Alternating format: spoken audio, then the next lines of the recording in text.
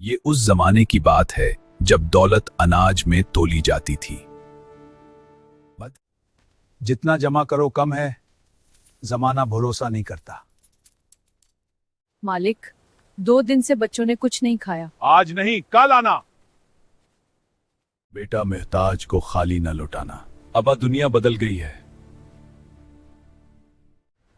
फिर जमीन ने अपनी पैदावार रोक ली। खुदा के नाम पर एक मुट्ठी अनाज। अगर सबने मांगा तो मेरा क्या होगा? ले जाओ और मेरे लिए दुआ करना। अल्लाह तुम्हारे रिस्क में बरकत दे। बारिश बारिश हो रही है। सिदका खजाना नहीं घटाता, बरकत बढ़ाता है।